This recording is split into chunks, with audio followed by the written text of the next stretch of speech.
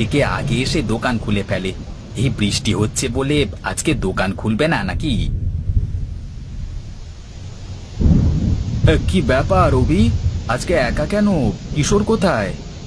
জানি না গো দাদা, অন্যদিন তো কিশোর দাদা আমার থেকে আগে এসে দোকান খোলে, কিন্তু আজকে এখনো আসেনি কেন? সে আজকে মনে হয় আর আসবে না। দেখা যাক আসে কি।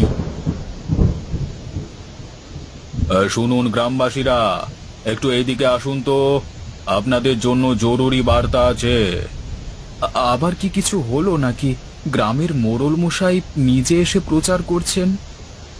চলো বিনোদদা, গিয়ে দেখে আসি কি বলছেন মোড়ল মশাই।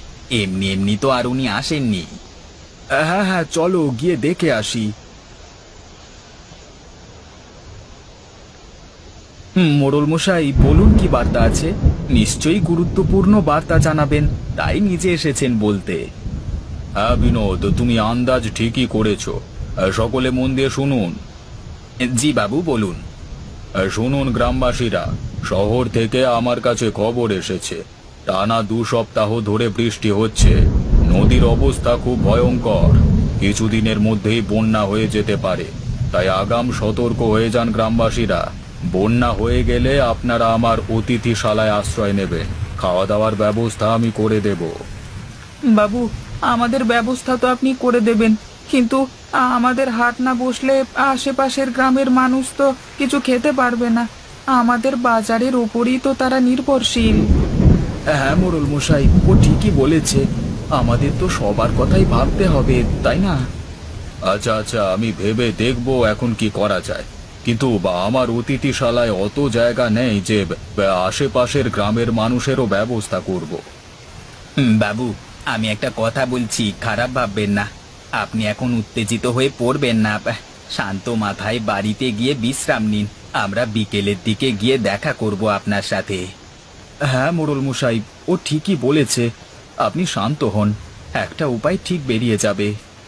আচ্ছা, আমি তাহলে এখন বাড়ি যাই। হ্যাঁ, তোমরা বিকেলে অবশ্যই আমার সাথে দেখা করো।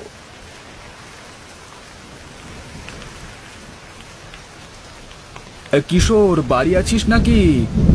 হ্যাঁ, ভেতরে আয়, বাইরে দাঁড়িয়ে আছিস কেন? কিশোর দাদা, কিশোর দাদা, খুব বড় বিপদ আসতে চলেছে। বিপদ? কি বিপদ রে? সব তো ঠিকঠাকই চলছে, কার কি বিপদ হলো রে? এখনো কারোর কিছু হয়নি, কিন্তু হতে কতক্ষণ? আরে কি হয়েছে খুলে বল। মোড়ল মশাই আজকে হাটে এসেছিলেন, এসে বলে গেলেন শহর থেকে খবর এসেছে নদীর অবস্থা খুব খারাপ, যখন তখন বন্যা হয়ে যেতে পারে, তাই সতর্ক করলেন। সে কি রে, আমাদের গ্রামে তো কোনোদিন বন্যা হয়নি। এখন কি করা যায় বলতে পারো? কিছু একটা করতে হবে আমাদের, না হলে মানুষজন যাবে কোথায়? তোর আগে শান্ত হ, বেশি উত্তেজিত হোস না, শান্ত হয়ে বস, ঠিক একটা উপায় বের করব আমরা। বিকেলে মোড়ল মশাইয়ের কাছে যাব, একটা সভা বসবে, তুইও যাস বুঝলি, ওটাই জানাতে এলাম। হ্যাঁ হ্যাঁ, নিশ্চয়ই যাব।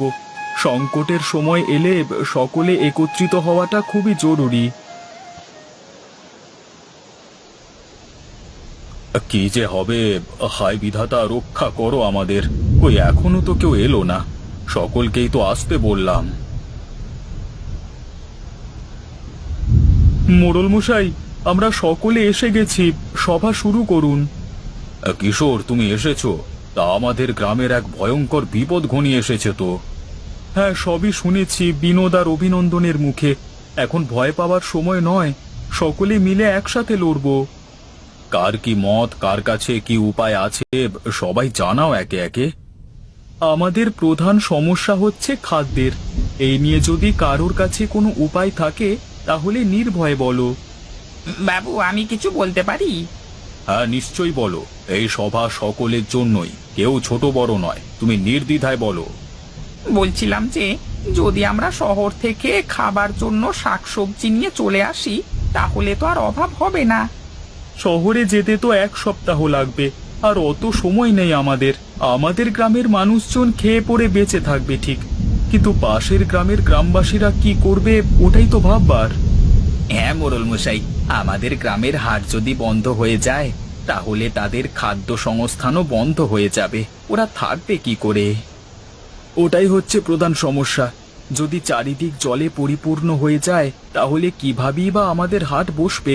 এমনিতেও তো শাকসবজি সব নষ্ট হয়ে গেছে। কি যে করব কিছুই বুঝতে পারছি না।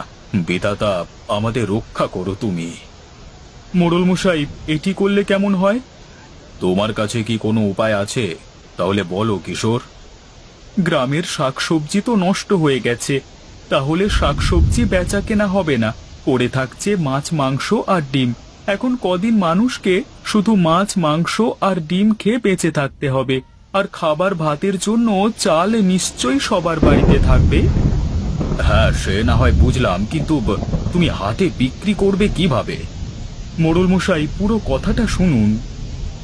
হ্যাঁ হ্যাঁ, বলো বলো। আমি মুরগির হাটে থাকি, মানে মাংস বিক্রি করি। আমার পাশের দোকান অভিনন্দনের মাছ বিক্রি করে। দুজনেরই দোকান টালির চালের। আর আমরা না হয় টালির চালের উপর উঠে বিক্রি করব। চাল পর্যন্ত তো বন্যার জল উঠবে না, তাহলেই হবে। মোড়ল মশাই, এই বুদ্ধিটা বেশ ভালো। আর আমাদের মাঝি ভাই বিনোদ সকল গ্রামবাসীকে নৌকায় করে নিয়ে আসতে সাহায্য করবে। হ্যাঁ, তাই হবে। বিনোদ, তোমার জানাশোনা আরো কয়েকজন মাঝিকে বলে রাখবে এই কথাটি, কেমন? আগে কর্তাবাবু, আপনি যেমনটি বলবেন। অভি, আমার হাতে হাতে একটি করে মুরগি তুলে দে। আমি খাঁচাটিকে তুলে নিয়েছি আমার টালির চালে। মুরগিগুলো দিলেই ভরে ফেলবো। আচ্ছা দাদা, তাই করছি। আগে তোমারটা হয়ে যাক, তারপর আমার মাছগুলিও তুলে ফেলবো। হ্যাঁ রে, একে একে হয়ে যাবে সব। নে নে, তাড়াতাড়ি দে আমার হাতে হাতে। এই নাও দাদা, ধরো।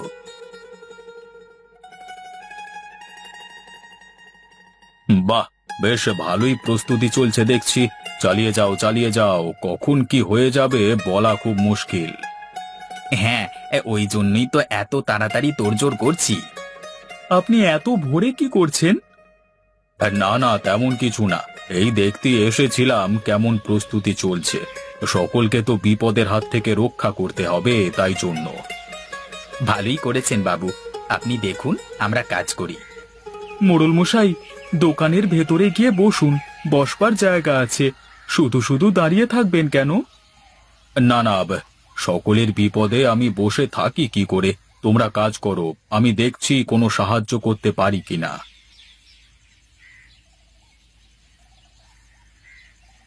মোড়ল মশাই, মই ধরে তাড়াতাড়ি চালে উঠে আসুন। ওই দেখা যাচ্ছে প্রবল বেগে জল ঢুকছে গ্রামে। ভাগ্যিস বললে, না হলে কোথায় এখন ভেসে যেতাম। এমন কথা মুখে আনবেন না। আপনার কৃপাতেই তো আমরা এত ভালো আছি। আমার কৃপা নয়, সবই বিধাতার ইচ্ছা। বিধাতার ইচ্ছে ছাড়া কোনো কিছুই সম্ভব নয়। বুদ্ধিটা বেশ কাজে দিয়েছে। দোকান ঘরগুলি ডুবে গেলেও চালটি ভেসে আছে। এবার বিনোদদা লোকজন নিয়ে এলেই বেচা কেনা শুরু হয়ে যাবে, কারোর কোনো সমস্যা হবে না। সবার উপকার হলেই তো ভালো, তাই না?